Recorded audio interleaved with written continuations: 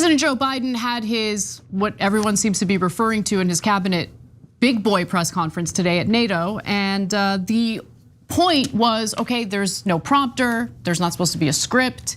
He's supposed to alleviate some of the concerns that Democratic voters have and members of Congress have about his cognitive decline, his mental decline. And so let's see how it went. It didn't start off so well. First, he introduced Kamala Harris in a way that wasn't accurate. So you should see for yourselves. I wouldn't have picked Vice President Trump to be vice president, but I think she was not qualified to be president. This happened on the same day that he introduced Volodymyr Zelensky, the leader of Ukraine, as Putin. But there's more. Let's go to the next video where, well, actually, Cenk, why don't you weigh in on this? So Zelensky's Putin, Kamala Harris is Trump, and this is the press conference where he's supposed to prove to us how great he is. But keep in mind, it's not like the Democrats have lowered the bar so they think, well, if he doesn't die during the press conference, then he should go on. No. Well, if he doesn't fall apart at the seams, he should go on. No. He has to make up a giant deficit. He's losing in every swing state. Right now, combination of polls has him down by 3 nationally. He has to win by 5, so he's down by 8 in effect. He's at 37% approval rating. And he was at 52 when he won. He's got 15 points to make up at least. This, hey, he didn't get every single answer wrong is not the win you think it is, especially when in the middle of the press conference, he's calling Kamala Harris Trump and Zelensky Putin. Already a disaster, already over. Biden apparently also showed off a list of pre-screened reporters to call on for this press conference. So let's take a look at that. I'll take your questions. I've been given a list of people to call on here. I don't think that's necessarily bad, right? Like that's typically what happens in these press conferences. I don't think that's that big of a deal. If he had a script in front of him, that would be different. A list of reporters to call on for questions, I think is fine. Now, let's go to the next video because I haven't watched this ahead of time. I don't know what it's about, but well, apparently he denies that he goes to sleep early, even though he had gathered a group of Democratic governors to let them know that the problem is he's not getting enough sleep and he plans on taking more naps and sleeping more. He said he's not gonna do events past 8 o'clock at night because he knows he doesn't function well past 8 o'clock. And we're not talking about midnight, we're talking about 8 o'clock. The early bird special is barely over. So let's see what his answer was.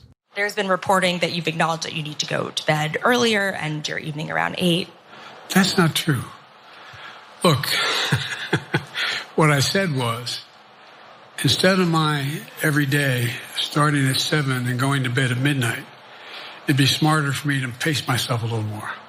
And I said, for example, the 8, 7, 6 stuff, instead of starting a fundraiser at 9 o'clock, start at 8 o'clock. People get to go home by 10 o'clock. I love my staff, but they add things all the time. At the very end, I'm catching hell from my wife for that. Anyway.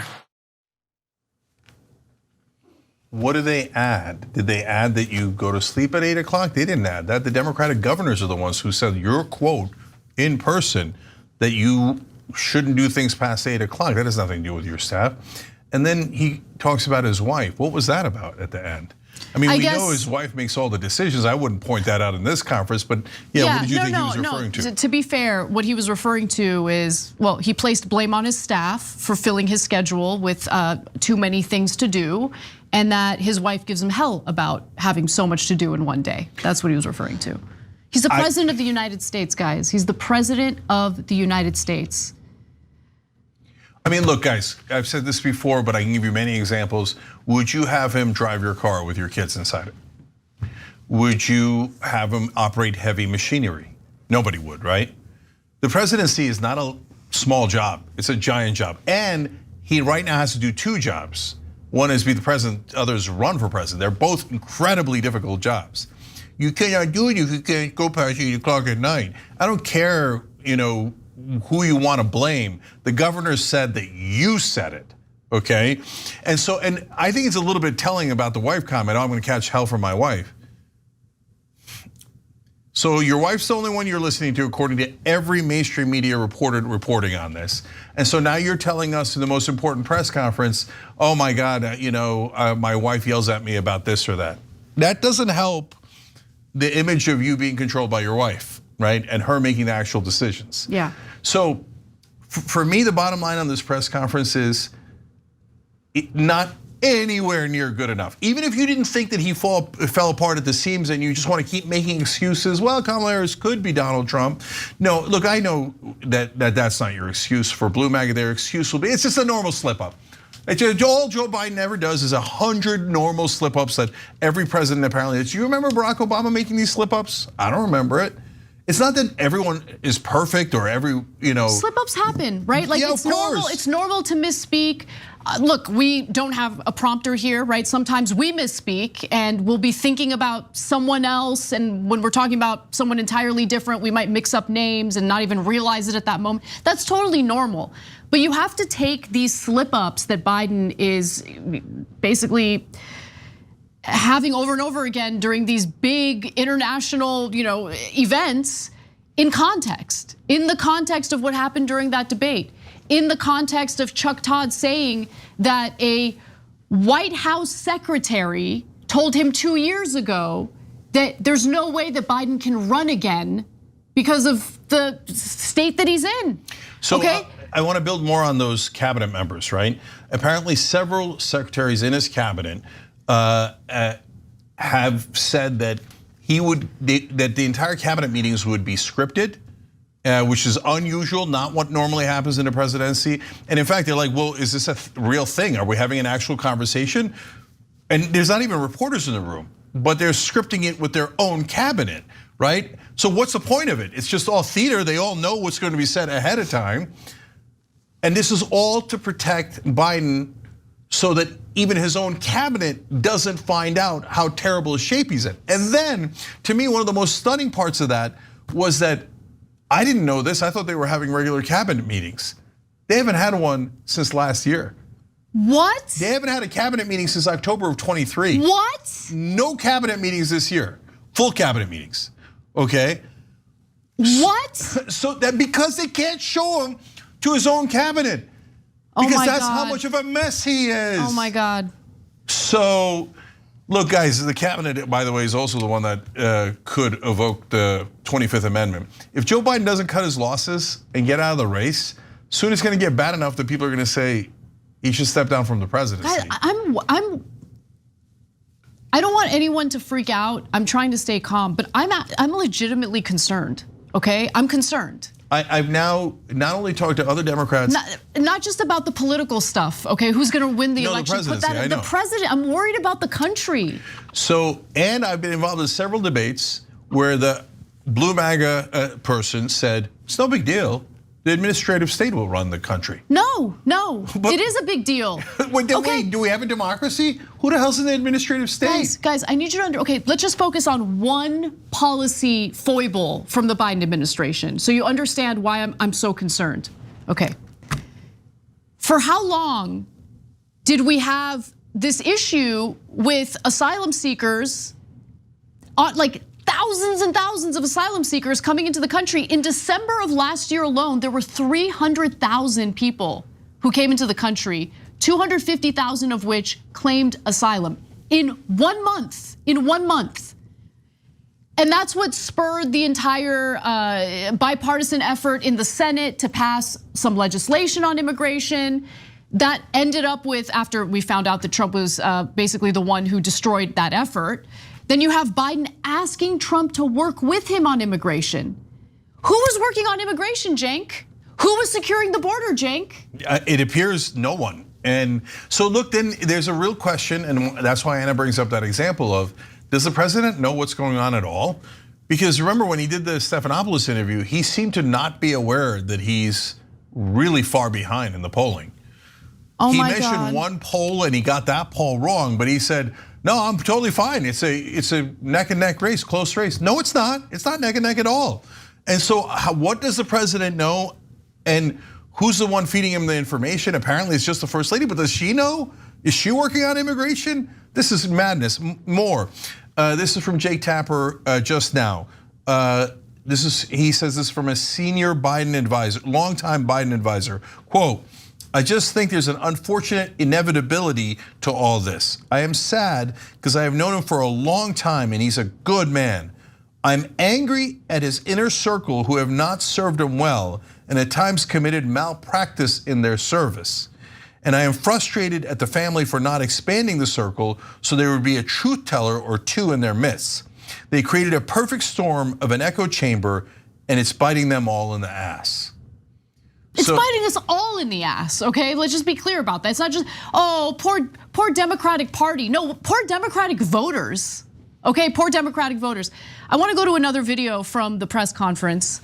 So in this press conference, a reporter asks Biden about why he didn't follow through on his promise to be a bridge candidate.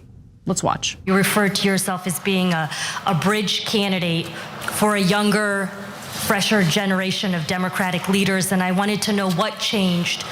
What changed was the gravity of the situation I inherited in terms of the economy, our foreign policy, and domestic division. And I think, I won't put words in anybody's mouth. Most presidential historians give me credit for having accomplished more than most any president since Johnson and maybe before that to get major pieces of legislation passed. And what I realized was my long time in the Senate had equipped me to have the wisdom to know how to deal with the Congress, to get things done. We got more major legislation passed that no one thought would happen.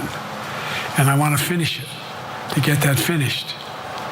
If tomorrow, if we had a circumstance where there was a lineup and I hadn't inherited what I did and we just moved things along, anyway.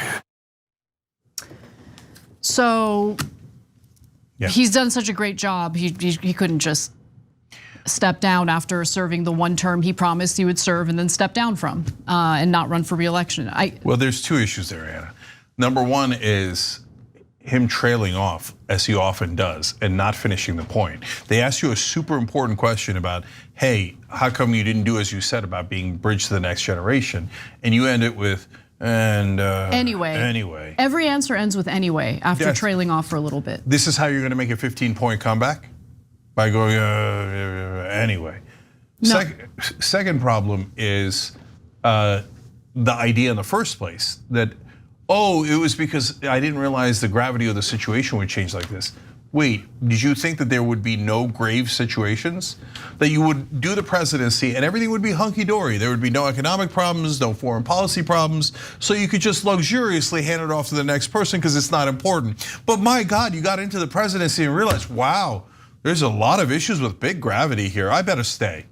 It's an absurd answer. It's not true at all. Well, you haven't seen anything yet because so far I would argue one of the most absurd statements that Biden made here is what you're about to watch. And let me just preface this by saying it's not necessarily untrue. It's just that he has acknowledged this and doesn't seem to think it's an issue. Let's watch. My numbers are better in Israel than they are here. But then again, they're better than a lot of other people here too. But anyway. My numbers are better in Israel than they are here. That means he just acknowledged that citizens of a foreign country favor him more than his constituents in his own country. How is that helpful? Like, hey, that makes me angry, okay? That makes me angry. That literally makes me angry. I'm sorry, I'm yelling. It's actually a little bit uncharacteristic these days for me to lose it like that, but no, that makes me furious, okay? The fact that he said that makes me furious. I think it's actually true, but the fact that he says it as if it's like that is a huge problem.